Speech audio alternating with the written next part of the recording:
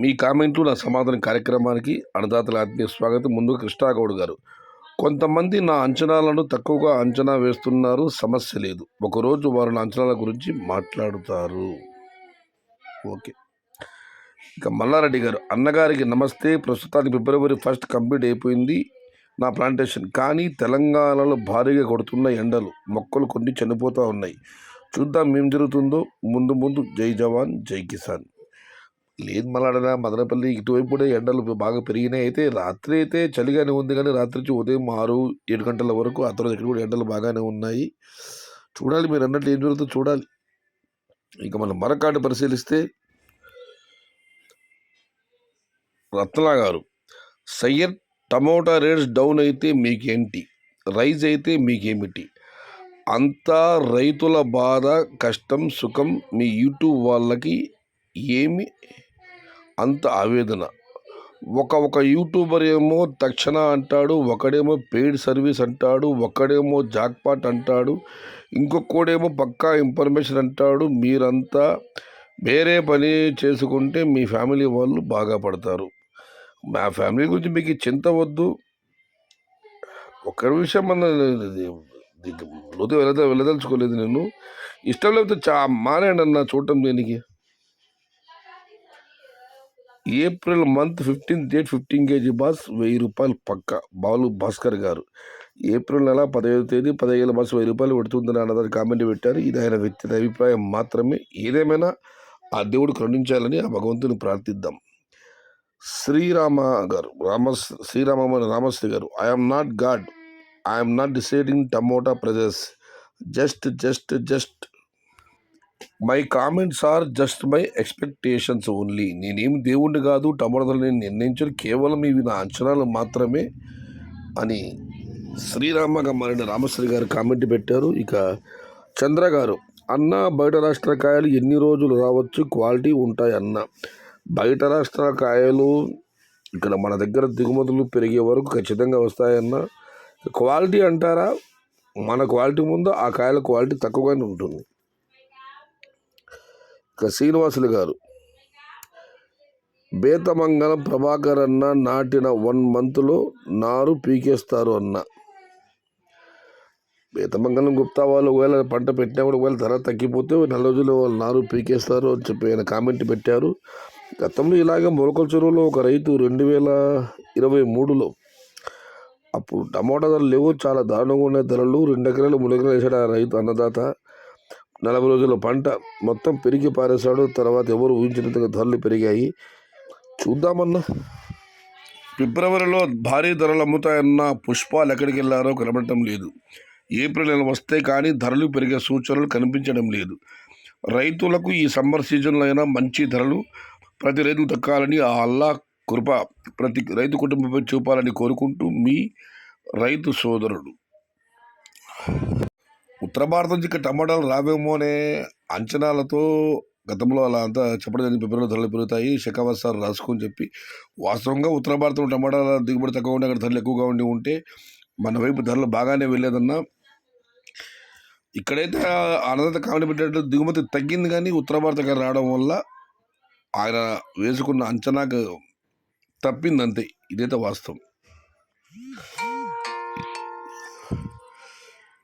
ఇక లవకుమార్ రెడ్డి గారు, మావి కూడా అక్కడికి వెళ్ళాలి కదా అన్న, వాళ్ళు కూడా ఇలానే అంటారు, అప్పుడు మన కాయలు కాకులు కూడా తినవు. నిన్న ఒక అన్నదాత కామెంట్ పెట్టారు, బయట రాష్ట్రాలకి కాయలు తెచ్చి అమ్మే వాళ్ళు ఇక్కడ మండీలో టమాటాలు వేయకూడదు, దానివల్ల ఇక్కడ రైతులు నష్టపోతున్నారని. దాని లవకుమార్ రెడ్డి గారు రిప్లై ఇచ్చారు, మన కాయలు కూడా అక్కడికి వెళ్ళాలి కదా, మన కాయలు అక్కడ వెళ్ళాలి, అమ్మాలి. అక్కడ వెళ్ళకపోతే మన టమాటాలకు కాకులు కూడా తినవు, ఇది పద్ధతి కాదు అని ఆయన కామెంట్ పెట్టారు. ఇక శివకుమార్ గారు, అన్న బయట కాయల గిట్టుబాటు అవుతుందా, వాళ్ళకి వాళ్ళ తోటల దగ్గర 150 రూపాయలు కొంటే ఎక్స్పోర్ట్ ఖర్చు 150 పడుతుంది, ఇక్కడ అమ్ముతూ ఉండేది 300. ఏందన్నా వాళ్ళకి మిగులుతూ ఉండేది, అయినా బయట పనులు తగ్గట్లేదు. లేదు తమ్ముడు, మొదటివరకైతే 300 అమ్మారు, కానీ నిన్న వాళ్ళు బాగా బయట పనులు ధర తక్కువ, కేవలం 250 రూపాయలు మాత్రం ఇవ్వడం జరిగింది. విపరీతమైన నష్టాలు. హాయ్ అన్న, మాది పలంనేరు ఢిల్లీ ప్రసాద్ గారు. మనం అందరూ భారతీయులం, మనం చెన్నైకి 360 రోజులు వేస్తాము. సీజన్ వస్తే మన కాయలు 10.15 స్టేట్స్ 10-15 రాష్ట్రాల వరకు ట్రాన్స్పోర్ట్ జరుగుతుంది. కాబట్టి వాళ్ళు కూడా రైతులే అని మనం కూడా సహకరించాలి. భారతదేశం అంతా ఒక్కటే. నిన్న ఒక కామెంట్ పెట్టారు, బయట నుంచి కాయలు రాకూడదు, కాయలు తెచ్చామే ఇక్కడ అమ్మే వాళ్ళకు టమాటాల్లో భవిష్యత్తులో కాయలు వేయకూడదని. అందుకు ఢిల్లీ ప్రసాద్ గారు స్పందించి కామెంట్ పెట్టారు. ఏం చేస్తామన్నా కొందరు ఆలోచనతో అలాగే ఉంటుంది, మార్చలేము. ఇక నాగర గారు, ఎవరయ్యా ఈ శ్రీరామ 2023 అతి భారీగా ప్లాంటేషన్ చేశారు, బట్ ఏమైంది? 1000 వరకు స్మాల్ బాక్స్ వెళ్ళింది, బట్ ఈ ఇయర్ దానికన్నా ఎక్కువ ప్లాంటేషన్ చేస్తున్నారు, నిజమే? ఎందుకు 500 వెళ్ళినా ఏదో స్మాల్ ఫార్మర్ బాగుపడతాడు. దయచేసి చిన్న రైతుల్ని భయపెట్టించకండి. ఆల్ స్మాల్మర్స్, మీరు స్టెప్ బై స్టెప్ 3 ఏకర్లు పెట్టండి. 1000% చెబుతున్నా ఒక స్టెప్కి రేట్స్ తగులుతుంది. ఇది ఓన్లీ ఫిబ్రవరి టు ఏప్రిల్ 15 వరకు ప్లాంటేషన్ మాత్రమే. ఒకవేళ రేట్స్ లేకుంటే భారీగా లాస్ కాము. అప్పుడే ఈ 10, 20, 30, 50 ఏకర్లు నాటే మహానుభావులు నాటడం తగ్గిస్తారేమో. ఇక శ్రీరామ గారు, ఎస్ అన్న, now I'm 100% blindly following some other person in our area.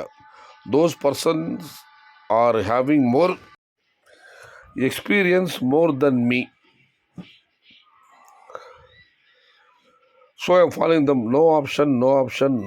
Because of there is no option now, I got option. 3 batches is the only option. I am also thinking that and going for 3 batches in this season, February to April. At least we are in safe zone. No other alternative for us.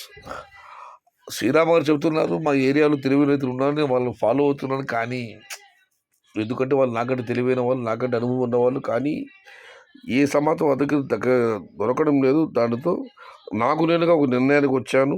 ఈసారి 3 విడతలుగా tomato పంట వేయాలని. అది ఫిబ్రవరి నుంచి April లోపల. ఎందుకంటే మేము safe జోన్లో ఉండవచ్చు. ఏదో ఒక టైంలో ఏదో ఒక బ్యాచ్కి ధర రావచ్చు అని శ్రీరామ గారు కామెంట్ పెట్టారు. ఇక మనం మరొకటి పరిశీలిస్తే, అక్కడ నుండి మరో చోట నుండి కాయలు, అక్కడ నుండి ఇక్కడికి, ఇక్కడి నుండి అక్కడికి కాయలు వెళ్ళడం వెరీ కామన్. వెర్రి వెంగళప్పలకు అది అర్థం కాదు.